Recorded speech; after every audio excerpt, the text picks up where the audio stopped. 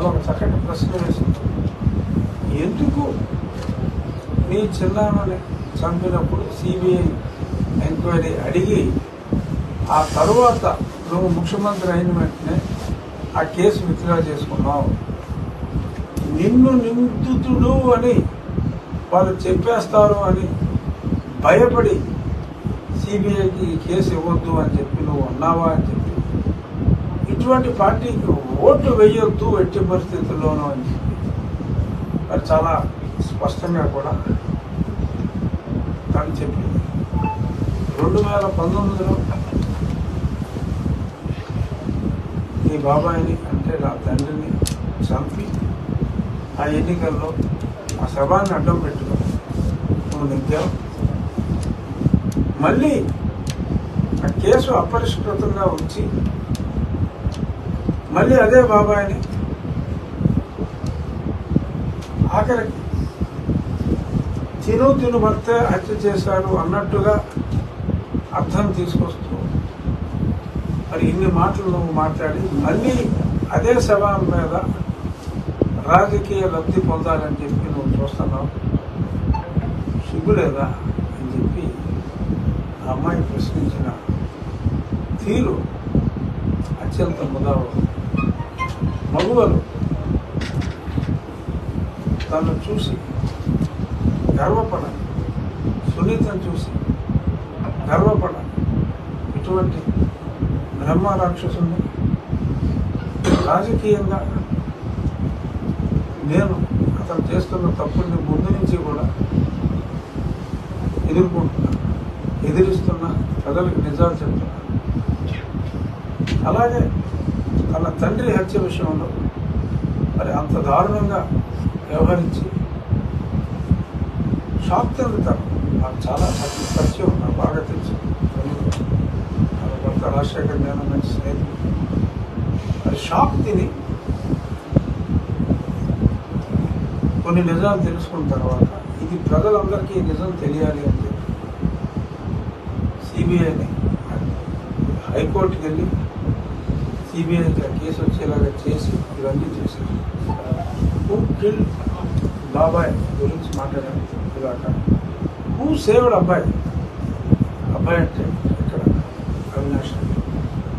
Avinash Reddy arrest కాలా, వారి తండ్రి గారు అరెస్ట్ అయ్యారు, శివశంకర్ రెడ్డి గారు అరెస్ట్ అయ్యారు, ఇంకా చాలా మంది అరెస్ట్ అయ్యారు. కానీ అదే ఛార్జ్ షీట్లో ఏ అభియోగాలు అయితే మరి వీరి మీద ఉన్నాయో పోలీస్ సహాయ నిరాకరణ చేశారు. అంటే అంత పోలీస్ సహాయ నిరాకరణ సేవుడ అబ్బాయి అంటే మరి అబ్బాయి బ్రదర్ ఇంకో అబ్బాయే. ఇది లోకల్ పోలీస్ ఢిల్లీ కంట్రోల్లో ఉన్నది కదా. సో చాలామంది ఢిల్లీని కూడా ఆడిపోసుకుంటారు, తప్పది.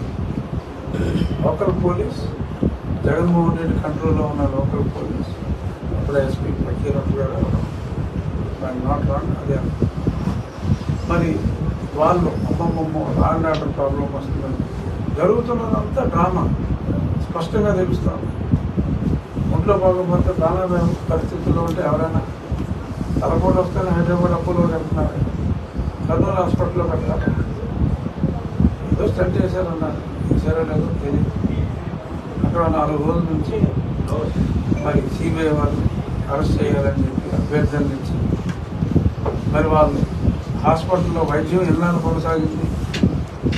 కొనసాగిందంటే ఆయనకి హైకోర్టులో బెయిల్ వచ్చేదాకా, నో కోర్స్ స్టెప్స్ అని ఒక ఆర్డర్ వచ్చేదాకా ఈ హాస్పిటల్ డ్రామా జరుగుతూ ఉంది.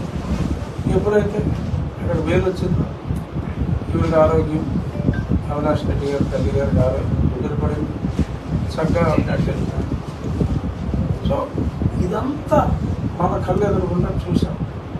ఈ డ్రామా వెనుక ఉన్నది అబ్బాయి కజిన్ బ్రదర్ అయిన ముఖ్యమంత్రి. సో కిల్ చేసింది ఈయనకు అనుసరణలో జరిగిందా, ఈయనకి తెలియకుండా జరిగితే సేవ చేస్తాడంటే మరి చంపిన వెంటనే ఈయనకి చెప్పిన మాట వాస్తవం. సో కాబట్టి సంబంధం లేకుండా ఉండదు. మరి దేవుడిని కూడా ఇందులోకి తీసుకొచ్చి దేవుడికి తెలుసు అని నిజం చెప్పినప్పటికీ కూడా ఆయన చెప్పింది మేమిద్దరం అమాయకులు అని ఇంకా ప్రజల్లో తిరిగి ఆయన చెప్పగలుగుతున్నాడంటే గ్రేట్. ఒక అబద్ధాన్ని నిజంగా అది నిజమని నమ్మి ప్రజలందరినీ కూడా నమ్మించే ప్రయత్నం చేస్తున్న ఈ వ్యక్తి ఎన్ని అబద్ధాలు చెప్పుకుంటాడు ఆలోచించి. నిన్నేమన్నాడు? 3 రాజధానులు చేశాను నేను, ఇక్కడ కర్నూలు రాజధాని చేశాను, న్యాయ రాజధాని, ఇన్ని చేసిన నన్ను, ఇంత డెవలప్మెంట్ చేసిన నన్ను చూసి ఓట్లు వేయాలని నిస్సిగ్గుగా నిన్న జగన్మోహన్ రెడ్డి. బుద్ధున్నవాడు ఎవడైనా ఆ మాట అనగలరా?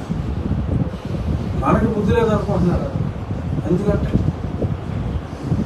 సుప్రీంకోర్టులో కూడా నేను ఇచ్చిన జీవోని విత్డ్రా చేసుకున్నాను. సో కాబట్టి హైకోర్టు ఇచ్చిన ఆర్డర్ని మీరు కొట్టేయండి అని చెప్పి అడిగినప్పటికీ కూడా కొట్టేలా. హైకోర్టులో కొట్టేయలేదు, దాని మీద అప్పీల్ చేయలేదు, సుప్రీంకోర్టులో కొట్టేయలేదు. అసలు న్యాయ రాజధాని ఏంటంటే అంత ఒకటిదే నాన్ సెన్స్. అసలు పర్మిషన్ లేకుండా నేను న్యాయ రాజధాని అని ఎలా అంటాను అని చెప్పి మరి సుప్రీంకోర్టులో అఫిడవిట్ ఇచ్చారు. ముకుల్ రోహతగి గారు చెప్పాడు కోర్టులో. మరి ఇన్ని మాటలు అక్కడ చెప్పి ఆ ఉన్న అమరావతిని సర్వనాశనం చేసి ఈ దుర్మార్గుడు అనుచరులు అక్కడ రోడ్లు కూడా తవ్వుకుని రాజధాని పాడు చేసిన వాళ్ళు నేను 3 రాజధానులు కట్టానని చెప్పి అక్కడ పచ్చాబట్టారా 99% హామీలు నెరవేర్చానని చెప్పి ఇంకో దారుణమైన అబద్ధం మద్య నిషేధం అన్నాడు. అంటే 99 నోట్లు 100 మార్కులు తీసుకుంటే అంటే అతను చెప్పిన 9లో మద్య నిషేధం అనేది ఎత్తేసి మద్యాన్ని ప్రమోట్ చేసి మాదక ద్రవ్యాలు కూడా మరి మొన్న కంటైనర్ దొరికింది. మాదక ద్రవ్యాలు అది ఎవరి మీద తోసేయాలని చూశాడు. ఉత్తమంగా అది వాళ్ళదే. ఇంతకుముందు కంటైనర్ దొరికింది యాసిడ్ ట్రేడింగ్ అని. ఆ కేసు ఏమైందో ఐసా పైసా అజా బజా లేదు. ఇలాగా గంజాయిని పండిస్తూ మాదక ద్రవ్యాన్ని విచ్చలవిడిగా ఆంధ్రప్రదేశ్ రాజధానిగా భారతదేశం అంతా కూడా సప్లై చేస్తూ యువతని స్కూల్లో చదువుకుంటున్న బాలుళ్ళు కూడా ఏ స్కీములు అట్లా పెట్టి అమ్ముతూ ఉంటారు, చాక్లెట్లు అమ్ముతారు, అయ్యే తింటారు. సో ఈ రకంగా యువతని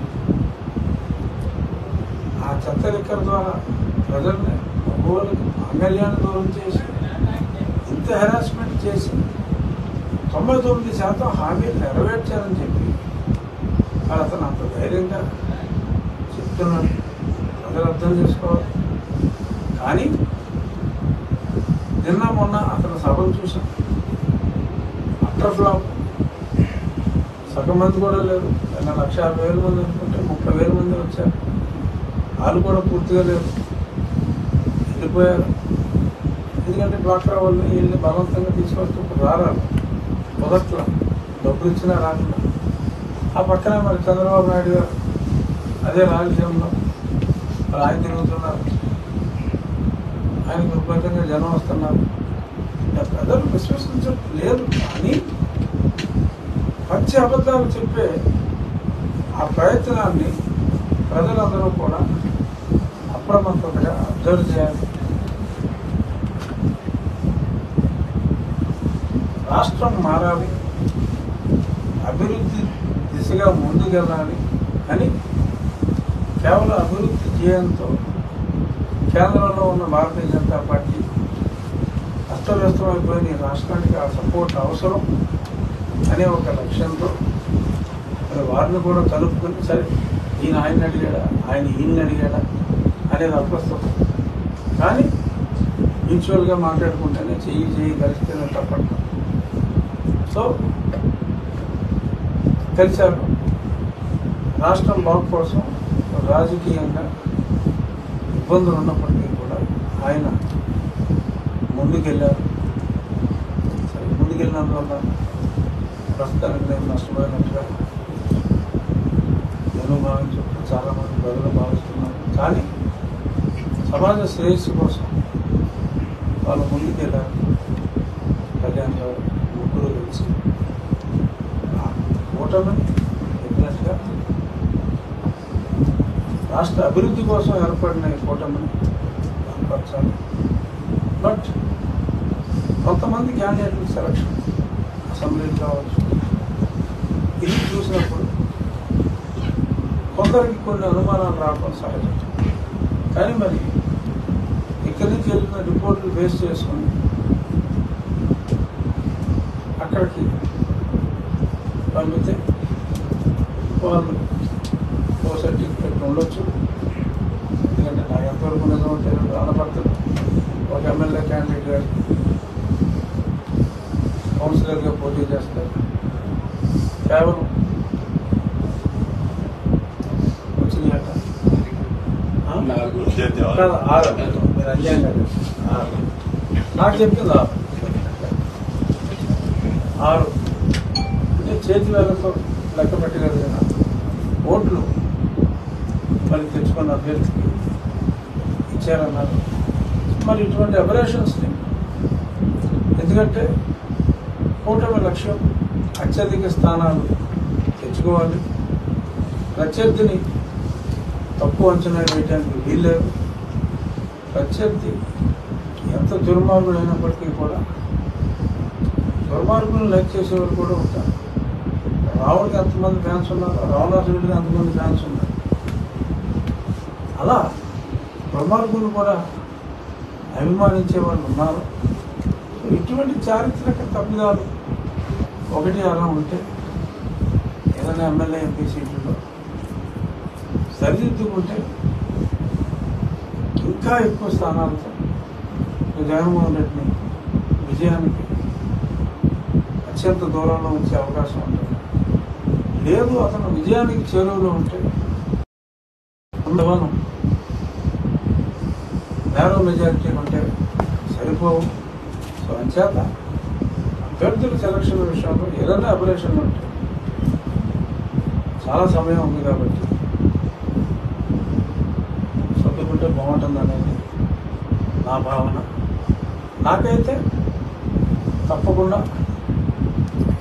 న్యాయం జరుగుతుంది. నేను పోటీలో ఉంటా, అంతవరకు నాకు నమ్మకం ఉంది. న్యాయం జరుగుతుంది. న్యాయం జరగకపోతే జరిగేలా చూసుకుంటాను.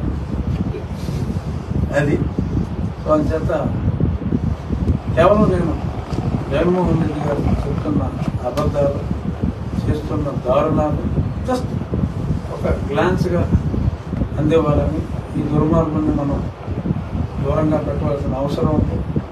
అలాగే సన్మార్గుడైన అడ్మినిస్ట్రేటర్ అయిన చంద్రబాబు నాయుడు గారు, కళ్యాణ్ గారు, వారికి కేటాయించబడిన సీట్లు అంటే వారు తీసుకున్న సీట్లు, వారికి కేటాయించబడిందని చెప్పినాను, మిస్టేక్ అన్నాను.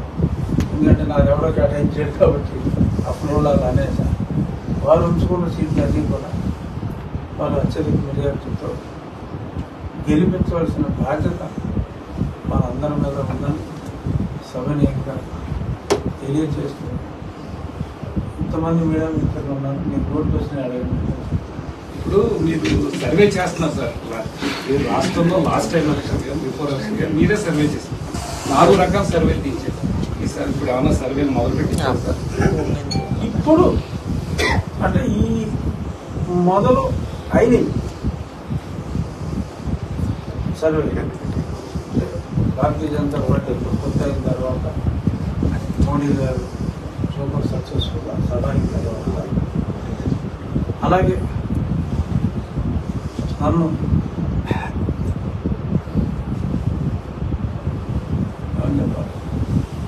ప్రతిలో ఎగుమతి ఎలా అంటాం కదా, అలా కొట్టేసిన తర్వాత సర్వే మొదలుపెట్టారు.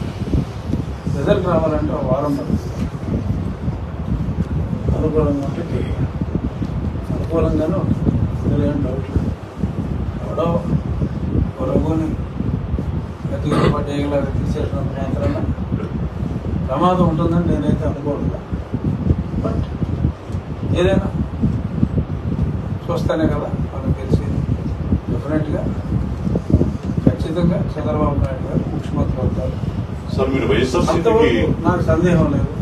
గతంలో 135 అనుకున్నాం, అది 150 అయినా కావచ్చు, లేదంటే 120 అవ్వచ్చు, 15 ప్లస్ ఆర్ మైనస్ తప్ప అంతకంటే పెద్దగా తేడా ఉండకూడదు అని నా భావన.